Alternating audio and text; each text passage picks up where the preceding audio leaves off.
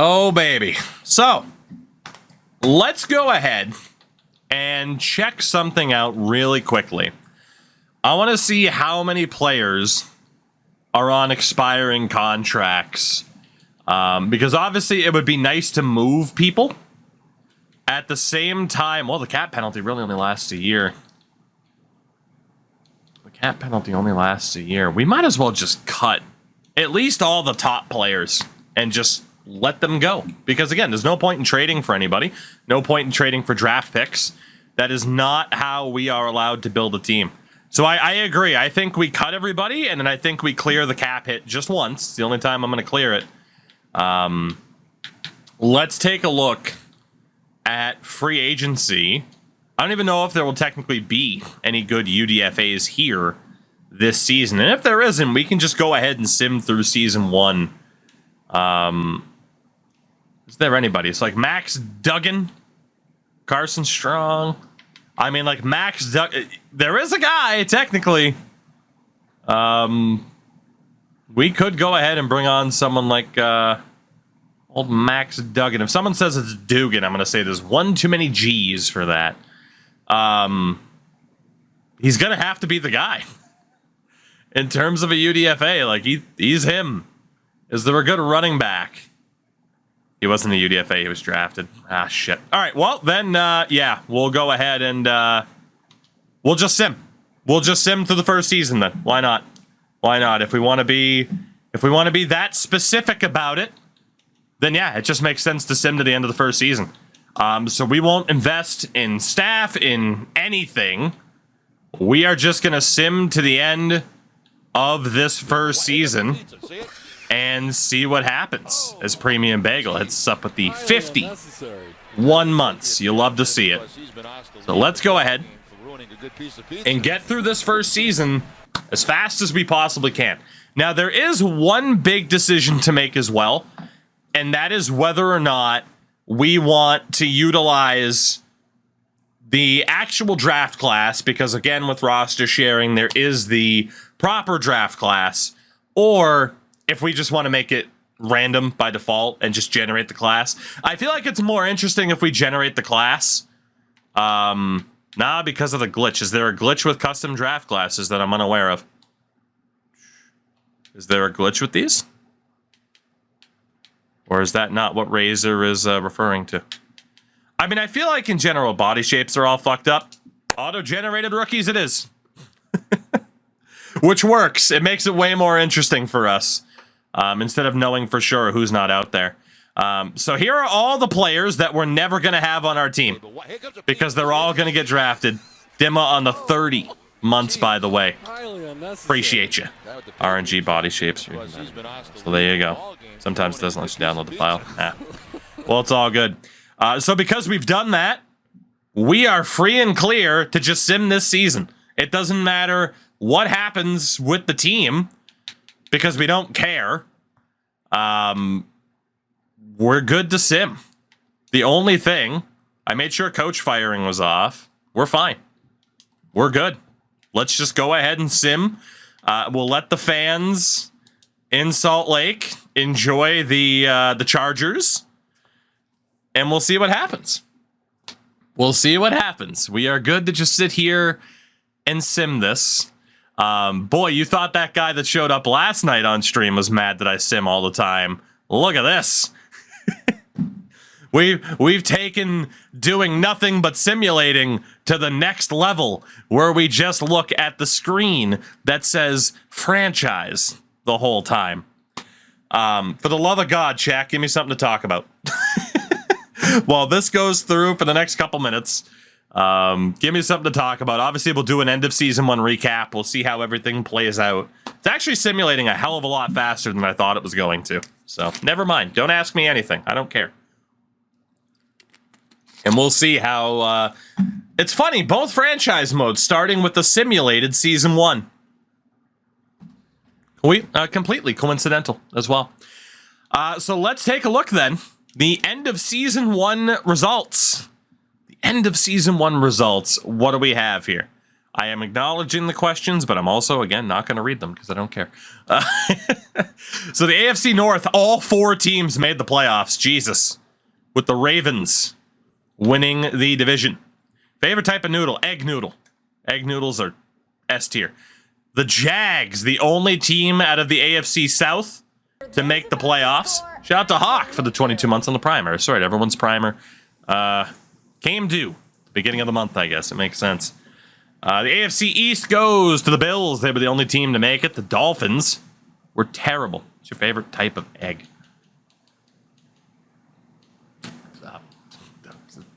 Chocolate. AFC West, the Chiefs. We finished 8-9. Go Chargers. You crushed it. You crushed it.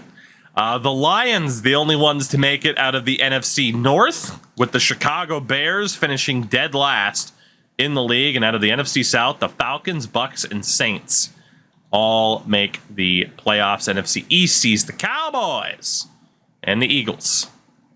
And the West with just the 49ers. Those poor Cardinals. Jersey regret selling. I have a lot of those, to be honest. So, in a different reality, we would have had to have picked the Bears for a franchise mode instead of the Cardinals. But the Cardinals were still trash. Fun fact. The Cardinals still trash, no matter what. No matter what. People just keep asking questions that I'm not going to answer. It's great. Let's take a look at the stats here. For a season that we did nothing in, which is great, although Justin Herbert was 4th in passing yards. I can't wait to see where he signs as a free agent, because we'll be letting go of him. We're just going to let Justin Herbert walk. Mahomes led the way in terms of yardage. No real surprise there. The touchdown king, though, was Dak with 42. Mahomes went 40-9. Shout out to Derek Carr and the Saints. It's very weird to see real players again, given we went so far in that Cardinals franchise. Rushing leader was Christian McCaffrey. The touchdown king, Austin Eckler, for your SLC Lumberjacks. Reception king in terms of yardage, Cooper Kupp. In terms of pure receptions, too. And the touchdown leader, Tyler Boyd. Cincy. The best offensive lineman in the league, you could argue, was Kevin Zeitler. The worst, Colton Miller. 16 sacks allowed. Jesus Christ. Tackle king, Shaq Leonard. Barely. The sack leader was 17, Aaron Donald and Micah Parsons. Thank God we're not in the NFC anymore, huh? Whew. And the pick leader, bunch of players with 5. Top kicker, it's probably going to be Jason Myers in Seattle. That is a very quick season 1 in the books. What a weird start to these franchises that we've had so far this year. What a bizarre, bizarre start. So the playoff bracket. So we take a look here. The playoff brackets. Bills, Browns, Ravens, Steelers, Jags, and Bengals. You got the Falcons and the Saints, the Niners and the Bucks, the Lions, and the Eagles on the other side. We will see who wins the 2023 Super Bowl. Again, in that Cardinals run, it was the San Francisco 49ers who got it done. Really quickly, though, there were some firings, and we could take advantage of this. Mike McDaniel, Robert Saleh, Frank Reich, and Pete Carroll. Well, he retired, at least. That's not a surprise. But yeah, 3 head coach firings. Poor Mike McDaniel. Given no time at all in Miami. But we can take advantage of that because we can now look to improve from a staff perspective. That is the way. You guys got to ask more of these questions for the podcast. What are you doing? What are you doing? So, if we spend talents to replace talent points, that's not worth it. God, it sucks to see a completely blank dev tree again compared to what we had with Glendale. Oh, man. Okay, David Brown's not that bad as a defensive coordinator. I don't know if anybody will be better. Our defensive coordinator has 6 talents right now. We are going to fire both of them. Let's see who we can bring in as an OC. Going 3-4 or 4-3. It depends on who the hell's available. Let's see. A 3 for Nick Gregory. 3 for Walt Davis. A 6 for Glenn Powers. Ooh, a 7 for Marvin Fowler. Anybody top a 7 in terms of just the overall abilities, or can Marvin Fowler be our guy? Hello, Kevin McGovern with a 9. Not bad. Say hello to our new offensive coordinator, Kevin McGovern. And our defensive coordinator. Let's see, we got a 2, a 2, a 3, another 3. Oh, a 9 for Will Sanders. Okay. In terms of total talents, can anybody top a 9? No. So our new defensive coordinator, I went right past him, is going to be Will Sanders. So honestly, decent. 2 decent options. To be honest, I'm not against the idea either of my coordinators just deciding the schemes and that's what we go with. I'm not against that. We can lay down that as a house rule to say I'm not allowed to change schemes. They just are what they are based on our coordinators. I don't hate that. Let me know what you think. I don't hate that idea. At the end of the day, I got to go with the best coordinators to start, though, and that's who it is. So, can you promote anyone to head coach? No, because we are the head coach. Makes it more impactful who our coaches are. I agree. So maybe we'll leave it that way. We've done that before. I don't mind that idea.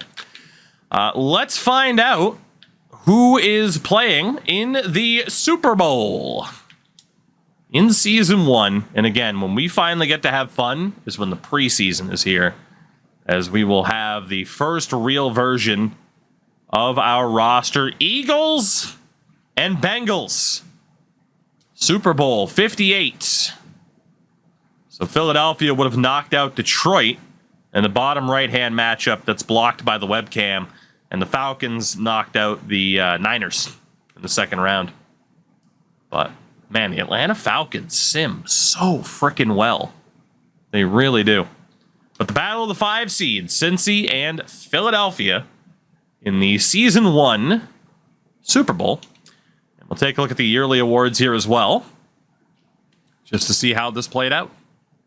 League MVP, Patrick Mahomes. No real surprise there. The Lumberjacks had Justin Herbert.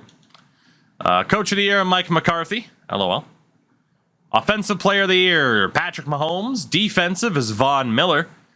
Top rookies, Marvin Mims Jr. and Will Anderson. On the NFC side of things, Cooper Kupp, the Offensive Player of the Year. Defensive, Micah Parsons. Offensive rookie is, I mean, it's always going to be Robinson, isn't it? Always. And Defensive Rookie of the Year, Brian Branch in Detroit. So there you go. You know, blowing it up after yet another disappointing Charger season isn't that crazy. It's true. So the winner of Super Bowl 58, drum roll please, are your Cincinnati Bengals. They find, wow, we have negative $41 million in cap space. The Cincinnati Bengals have won their first Super Bowl. Joe Burrow, MVP. I mean, I could see that being the Super Bowl IRL, so nothing too crazy. In Season 1, we will take a look at the retirements. What do we got? Case Keenum, Jerry Hughes, a couple of losses for the Vikings, Bobby Wagner, Cameron Jordan. Ravens with some losses. Not Brian Hoyer. What is what is old Visor going to do without Brian Hoyer as a backup quarterback? Andy Dalton's gone. Ndamukong Suh. Aaron Rodgers retires at the end of Season 1. He's going to get the Tom Brady treatment, isn't he? At some point this year, so that he doesn't retire after one season.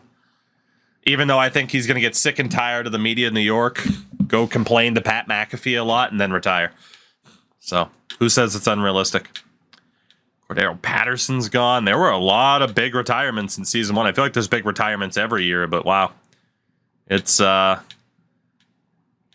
mean, you could say a league-altering retirement class. Like a lot of teams. I mean, Buffalo loses Von Miller. And then there's the retirements of free agents, which is what it is. I'll leave it at that. It is what it is. So we are able to march on here. I'm excited to actually get this team, you know, rolling. Like right now, we've yet to really kind of put our stamp on it. Obviously, we have changed up the coaching. And if we decide to make that a rule about the coaches, then we might have to make some tough decisions in regards to firing coaches relatively quickly. In terms of players ready to negotiate, again, we're just letting people walk. Every member of this Chargers team is probably leaving this season. So, but we will at least see how free agency plays out. We'll take a look at the draft recap. But a lot of the traditional high points of a season in a challenge series like this does not apply to us. So it's a bit weird. It's a bit of a funky franchise, but again, we have fun with it every year. The entire emphasis is around player development and building people up. Those breakout moments. I mean, breakouts in franchise always mean so much, but in a series like this, breakout moments are everything. Award wins are everything to actually try and get us to a Super Bowl caliber team. So the final week of free agency, we'll recap who went where. I do still want to keep an eye on the league and kind of what's happening away from our team. I talk with my hands so much. It's Italian family, man. What can you do? Make it the pizza. So let's take a look. Free agency recap. What do we got? What do we got? We lost Austin Eckler. He is now a Cardinal. Josh Allen, the linebacker, on his way to Tennessee. Gabe Davis to Detroit. OBJ to Chicago. Ryan Neal to Minnesota. And the quality drops off a little bit from there. Kirk Cousins stays in Minnesota, and he'll be joined by Baker Mayfield. So those were the big signings. Breakout scenarios to NHL. It's the number one thing that I want. The Madden way of developing players, I've said it. I will give that, like right here. Give me that feature in NHL. You can take this finger. I'm willing to take that sacrifice for everybody. So we are off to draft week. Where's the gobble go? I mean, I do have prosciutto and salami in my fridge, so you know. So to the draft. Now, we do have a choice, and honestly, I think this could be fun. I am going to try to trade away our star players, and what we're going to do, more than likely, is leave it up to a frickin' wheel spin. If I can organize this the right way, why not just leave it up to chance in terms of who ends up going where, right? So, for example, instead of cutting him as a free agent, Justin Herbert, if I go find a trade, nobody wants him. Probably because of the money. All right, well, I tried. OG, you handsome fuck. How'd the stream go, buddy? I hope you've been well. It's good to see you. The winner of Friendo Fight Night UFC Undisputed 3 edition earlier or I guess in August now. Aiden Vibes, thank you for the follow as well. What's going on, everybody? We do dumb franchise things here. Dumb franchise things. Let's see if we can get an offer for Derwin James. Does anybody want him? Oh shit, that's right. We have negative cap space. We won't be able to trade people. I forgot about the negative cap room. There won't be trade offers thing. Well, that sucks. We'll have to do that in the preseason then. So be it. I believe that also means that am I not going to be able to trade away picks? I might have massively overlooked this. Okay, they will still offer trades. They will indeed. So what I'm going to do is we are going to go pick a number between 1 and 31. Who is going to win? Who is going to win the lottery? Team number 22.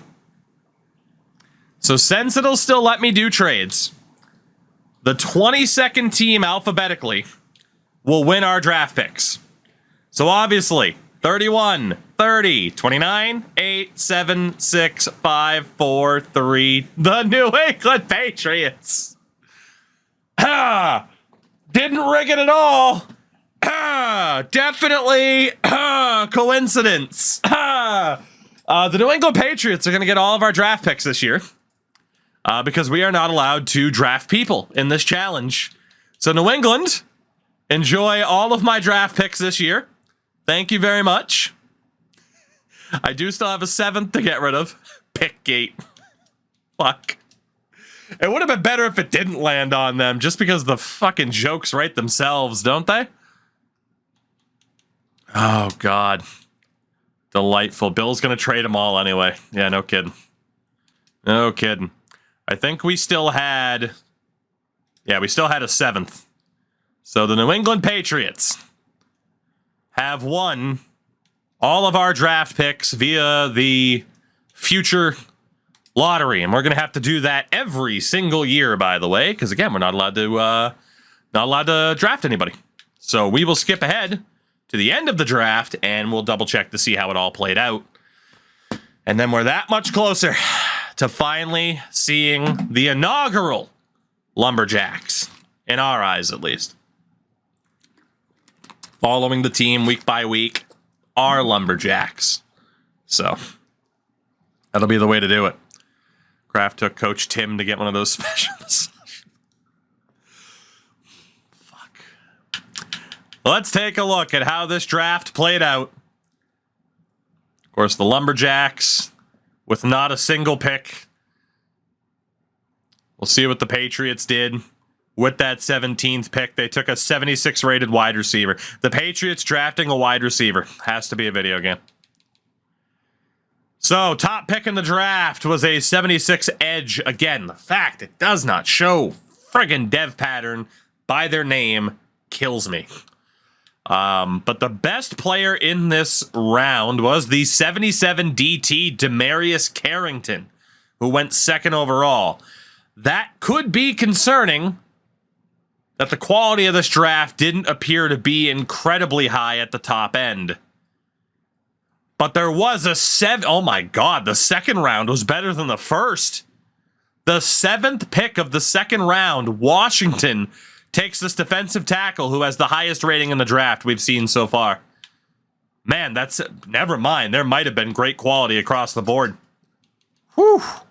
And we didn't adjust the draft class quality at all. I was going to take a look at it, but I didn't. Even the 3rd? What the fuck? Even the 3rd round. A bunch of 76s and 75s. Oh my God. Wow. Still had a 75 in the 4th round. Okay, draft class quality was pretty damn good for season 1. Good for the Cardinals, by the way. Some late round steals, perhaps. 6th round. Still had at least a 70.